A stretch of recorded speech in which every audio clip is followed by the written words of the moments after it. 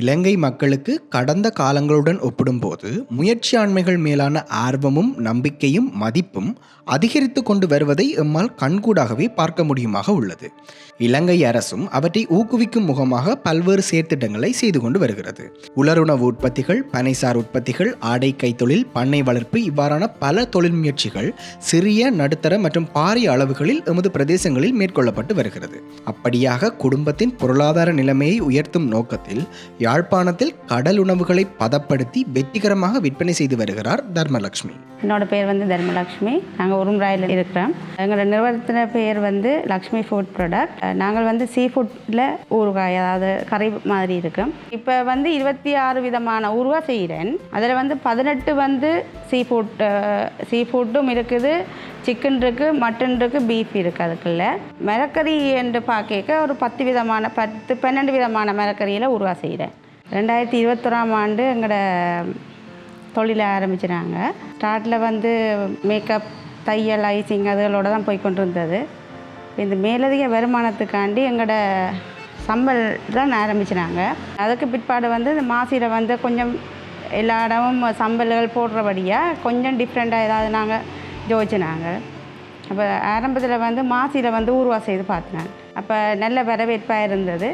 அது பிற்பாடு நாங்கள் 4 விதமான கருவாட்டிலேருந்து தான் அந்த ஊறுகாயை ஆரம்பித்தோம். மாசி ஊறுகாய், அடுத்தது பாறை மீனில் கருவாட்டில் செய்தது, அடுத்தது சுறா, நெத்தலி. இந்த 4லேருந்து தான் செய்து எங்களோட தொழிலை ஆரம்பிச்சினாங்க.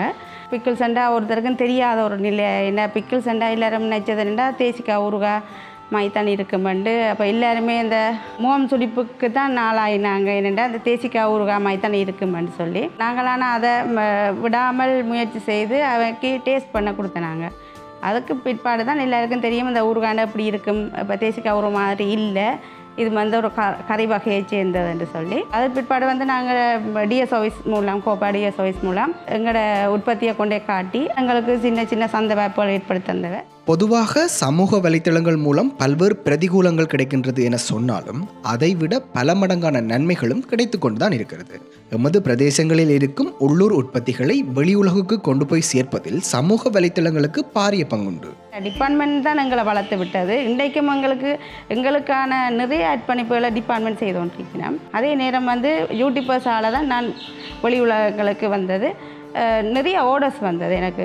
நாங்கள் ஆரம்பித்ததில் இருந்து நானே கொண்டே மார்க்கெட் பண்ணணுமென்ற அவசியம் எனக்கு வரையில். என்ன காரணம்னா டிபார்ட்மெண்ட் நிறைய ரேட் வேர் வச்சவை.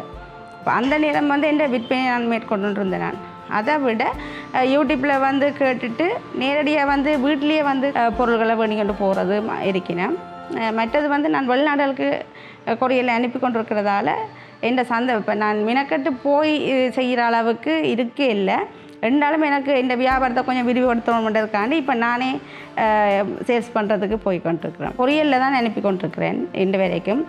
கூடிய சீக்கிரத்தில் நான் வெளிநாடுகளுக்கு நேரடி எக்ஸ்போர்ட்டுக்கு போகிற அளவுக்கு நான் முயற்சி செய்து கொண்டிருக்கிறேன். இப்போ எமது சமூகம் இப்படியான எண்ணற்ற முயற்சியாளர்களால் பொருளாதார ரீதியாக அடுத்த கட்டத்திற்கு போய்கொண்டு இருப்பது அனைவரும் சந்தோஷப்பட வேண்டிய விடயம்.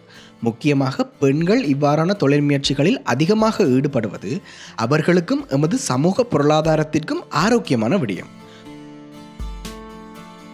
3 பிள்ளைகளும் எனக்கு 3 தூண்கள் மாதிரி. ஏன்னா எந்த ஒரு நிலையிலையும் என்ன சோர்வடையவும் விட மாட்டினோம், தளரவும் விட மாட்டினோம். தாங்களும் தளர்ந்ததில்லை. அம்மா எங்களால் இயலும், நாங்கள் முயற்சி செய்வோம். 2 தான் எங்களுக்கு.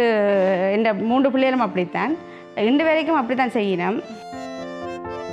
மக்களே, நீங்களும் வெறுமனே வேலை சம்பளம் என்று இருந்து விடாமல் பகுதி நேரமாக சிறிய சிறிய தொழில் முயற்சிகளில் ஈடுபடுங்கள். உங்களுடைய பொருளாதார ரீதியான பிரச்சனைகளை சமாளிக்க நிச்சயம் அது உதவியாக இருக்கும். பெண்களுக்கு வாய்ப்பு கொடுக்கணும், வேலை வாய்ப்பு. அடுத்தது உள்நாடு ஃபுல்லாக எங்களோட உற்பத்தி எல்லாத்தையும் விற்பனைக்கு செல்லணும். அடுத்தது வெளிநாடுகளுக்கு ஏற்றுமதி செய்யணும். இந்த நிலைக்கு வரணுமென்ற ஒரு வரி தான் என்னிட இருந்தது, இப்போவும் இருக்குது.